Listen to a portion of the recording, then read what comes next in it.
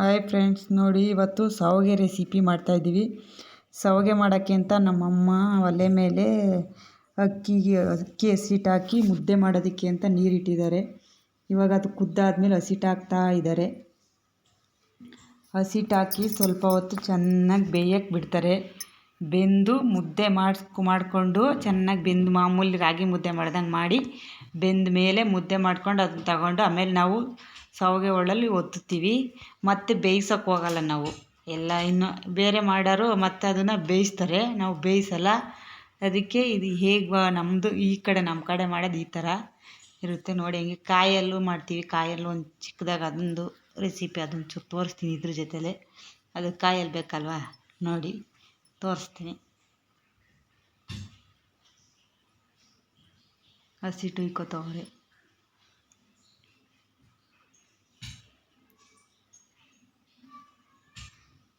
ಕಾಯಲ್ಲಿ ಮಾಡೋದು ತೋರ್ತಾರೆ ನೋಡಿ. ಕಾಯಲ್ಲಿ ಅದಕ್ಕೆ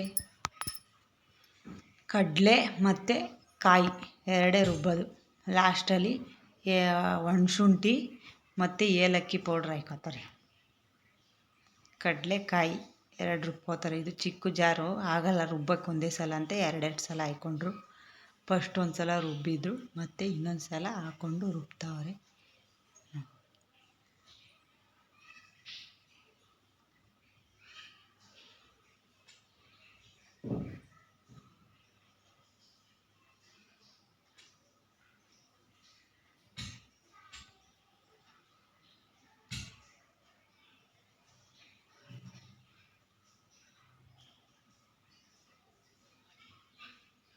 ಮುದ್ದೆ ಬೇಯ್ತಾ ಇದೆ ಇಲ್ಲಿ.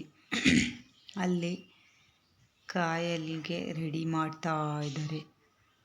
ಕಾಯಲ್ಲಿ ಮಾಡ್ತಾ ಇರೋದು ನನ್ನ ತಮ್ಮನ ಹೆಂಡತಿ.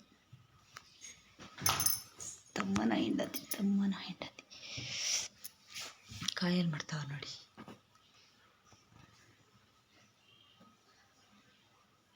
ನಮ್ಮ ಕಡೆ ಎಲ್ಲ ಶಾವಿಗೆ ಹಿಂಗೆ ಮಾಡೋದು ಫ್ರೆಂಡ್ಸ್. ಶಾವಿಗೆ ಒಳ್ಳಲ್ಲಿ ಉದ್ದದಾಗಿ ಒತ್ತುತ್ತಾರೆ ಶಾವಿಗೆನ. ಮತ್ತು ರಾಗಿ ಶಾವಿಗೆನೂ ಮಾಡ್ತಾರೆ, ಸೂಪರಾಗಿರ್ತದೆ ರಾಗಿ ಶಾವಿಗೆ.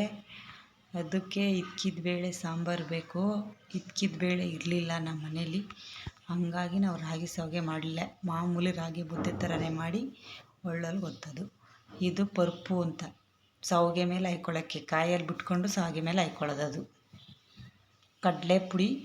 ಕಡಲೆ ಮತ್ತು ಬೆಲ್ಲ ಪುಡಿ ಮಾಡ್ಕೊಳ್ಳೋದು. ನೋಡಿ ಇವಾಗ ಕಾಯಲ್ಲಿಗೆ ಬೆಲ್ಲಕ್ಕೆ ಹೆಚ್ಕೊತಾವ್ರಿ. ಬೆಲ್ಲಕ್ಕೆ ಹೆಚ್ಕೊಂಡು ಅದನ್ನು ಚೆನ್ನಾಗಿ ಕನ್ಕುಸಿ ಅದರೊಳಗಡೆ ಏನಾದ್ರು ಕಸ ಪಸ ಇದ್ದರೆ ಸೋಸ್ಕೋತಾರೆ. ಸೋಸಿ ಕಾಯಲ್ಲೊಳಕ್ಕೆ ಕಾಯಿ ಮತ್ತು ಕಡಲೆ ರುಬ್ಬಿರೋದ್ರೊಳಕ್ಕೆ ಬಿಟ್ಕೊಂಡು ತಿರುಗಿಸ್ಕೋತಾರೆ. ಮುದ್ದೆ ಬೇಯ್ತಾ ಇದೆ ಇಲ್ಲಿ ಅಕ್ಕಿದು.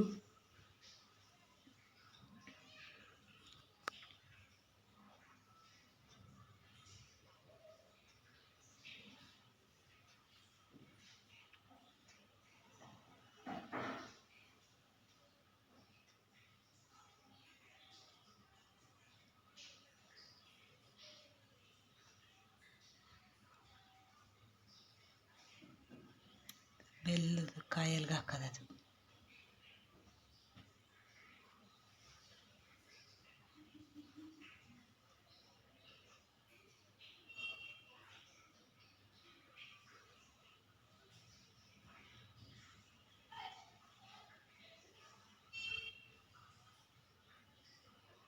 ಸೋಸ್ಕೋತಾರೆ ನೋಡಿ. ಸೋಸ್ಕೊಂಡು ಕುದಿಯೋಕ್ಕಿಟ್ಟು ಅದನ್ನ ಕುದ್ದು ಚೆನ್ನಾಗಿ ಬೆಂದ ಮೇಲೆ ಕಾಯಲ್ಲಿ ರೆಡಿ.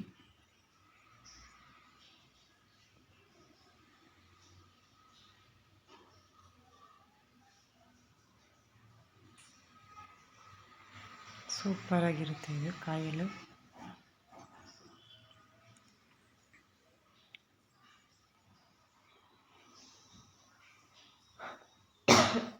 ಕಡಲೆ ಪುಡಿ ಮಾಡ್ಕೊಂಡಿದ್ರು ಪರ್ಪ್ಗೆ. ಆ ಪರ್ಪೊಳಕ್ಕೆ ಬೆಲ್ಲ ತುರಿದಾಕ್ತಾರೆ, ಕಲಿಸ್ತಾವ್ರೆ. ಅದನ್ನು ಶಾವಿಗೆ ಮೇಲೆ ಹಾಕ್ಕೊಂಡು ತಿನ್ನೋದು ನೋಡಿ. ಈ ಥರ ಮಾಡೋದು ನಮ್ಮ ಕಡೆ, ಈ ಥರ ಮಾಡ್ತಾರೆ. Very simple friends. ತಿರುಗಿ ಬೇಯೋದಿರಲ್ಲ, ತಿರುಗಿ ಬೇಯಿಸ್ಬೇಕು ಅಂತ ಏನಿರಲ್ಲ. ಬೇಯ್ತಾ ಒಂದೇ ಸಲ ಚೆನ್ನಾಗಿ ಬೇಯಿಸ್ಕೊಂಡು ಮುದ್ದೆ ತಿರುಗ್ಕೊಂಡು ಹೊತ್ಕೊಂಡು ತಿಂತಾ ಇರೋದಷ್ಟೇ. ಮತ್ತು ತಿರ್ಗಾ ಇಡ್ಲಿ ಪಾತ್ರೆ, ಆ ಪಾತ್ರೆ, ಈ ಪಾತ್ರೆ ಇವೆಲ್ಲ ಬೇಯಿಸೋ ಸೀನೆಲ್ಲ ಏನಿಲ್ಲ. ಅಳಿಸು ಹೋಗಲ್ಲ, ಮುದ್ದೆನೂ ಸೂಪರಾಗಿರುತ್ತೆ, ಶಾವಿಗೆನೂ ಚೆನ್ನಾಗಿರುತ್ತೆ. ಅದು ನಾಳೆ ಬೆಳಗ್ಗೆ ಆದರೂ ಚೆನ್ನಾಗಿರುತ್ತೆ, ಏನೂ ಆಗಲ್ಲ.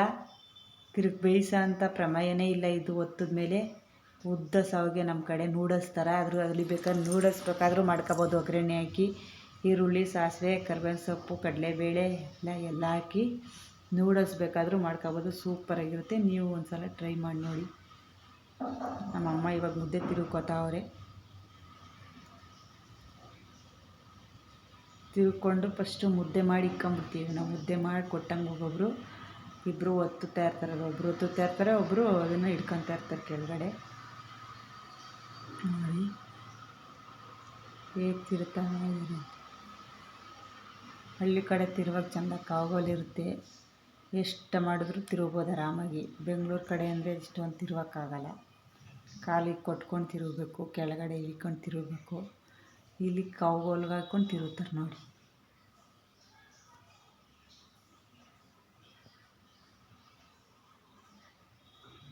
ಮತ್ತಿನ್ನು ಸ್ವಲ್ಪ ಬೇಕಿಟ್ಟರು ಚೆನ್ನಾಗಿ ತಿರುಗಿಸ್ಬಿಟ್ಟು ಇನ್ನೊಂದು ನಿಮಿಷ ಬೇಯಿಸ್ತಾರೆ.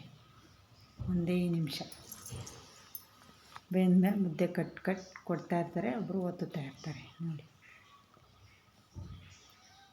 ಹೇಗಿದೆ ನಾವು ಮಾಡೋ ಶಾವಿಗೆ ಅಂತ.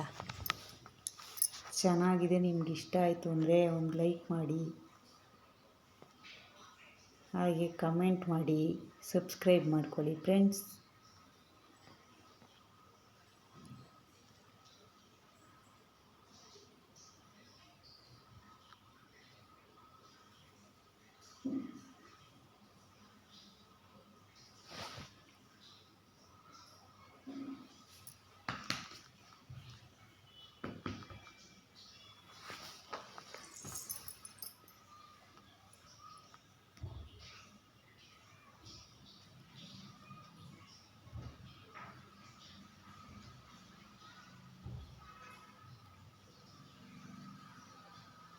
ಮುದ್ದೆ ಸ್ವಲ್ಪ ಗಟ್ಟಿಗಿರಬೇಕು, ಟೈಟಿಗಿದ್ದರೆ ಶಾವಿಗೆ ಅಳಿಸೋಲ್ಲ, ಚೆನ್ನಾಗಿರುತ್ತೆ. ತೆಳ್ಳಗೆ ತಿರುಗಿದ್ರೆ ಬೇಗ ಒತ್ಬಿಡ್ಬೋದು. ಬಟ್ ಶಾವಿಗೆ ನಾಳೆ ಬೆಳಿಗ್ಗೆ ಗಂಟೆ ಇರೋದಿಲ್ಲ.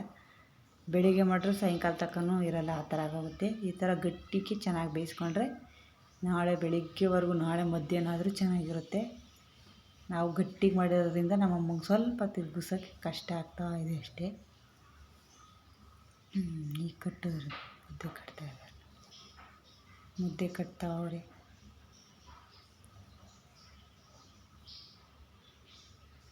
ಒಂದು ಮುದ್ದೆ ರೆಡಿ ಆಯಿತು. ಹಿಂಗೆ ಕಟ್ಬಿಡ್ತೀವಿ, ಮುರ್ಕೊಂಡು ಒಳ್ಳೊಳ್ಳೆ ಕಾಯ್ಕೊಂಡು ಒತ್ತೋದು. ಶಾವಿಗೆ ಒಳ್ಳೆ ಇದ್ದಿದೆ ನೋಡಿ. ಶಾವಿಗೆ ಒಳ್ಳೆ ತೊಳೆದು ರೆಡಿ ಮಾಡಿ ಇಟ್ಕೊಂಡಿದ್ದಾರೆ.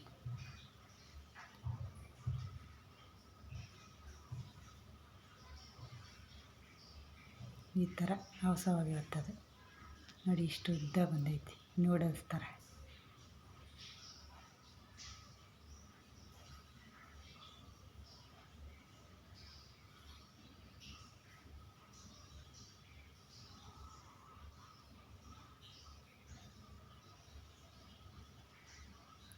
ನೋಡಿ ಫ್ರೆಂಡ್ಸ್, ಏನು ಸೂಪರಾಗೈತೆ ಶಾವಿಗೆ. ಸೂಪರ್ ಫ್ರೆಂಡ್ಸ್, ಸಖತ್ತಾಗೈತೆ ಶಾವಿಗೆ.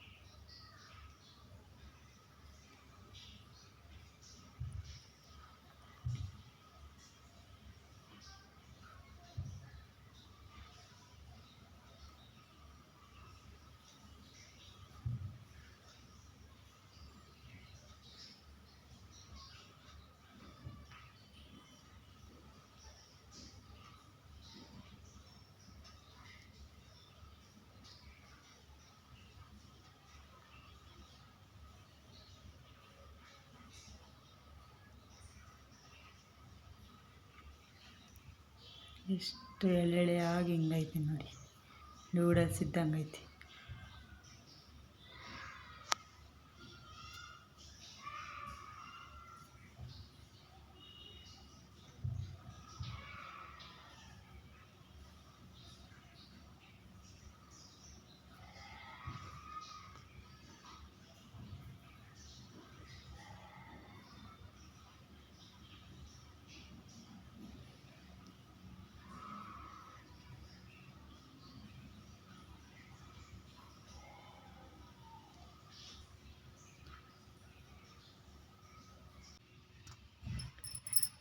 ಕಾಯಲ್ಲಿ ಹಾಕ್ಕೊಂಡು ತಿಂದರೆ ಸೂಪರಾಗಿರುತ್ತೆ ಫ್ರೆಂಡ್ಸ್. ನೀವು ಒಂದ್ಸಲ ತಿನ್ನಿ, ಮನೆಯಲ್ಲಿ ಟ್ರೈ ಮಾಡಿ. ಹಾಗೆ ಇದ್ರ ಮೇಲೆ ತುಪ್ಪ ಇಕ್ಕೋಬೇಕು, ಸೂಪರಾಗಿರುತ್ತೆ. ನನ್ನ ಚಾನಲ್ನ ಸಬ್ಸ್ಕ್ರೈಬ್ ಮಾಡೋದನ್ನು ಮರಿಬೇಡಿ.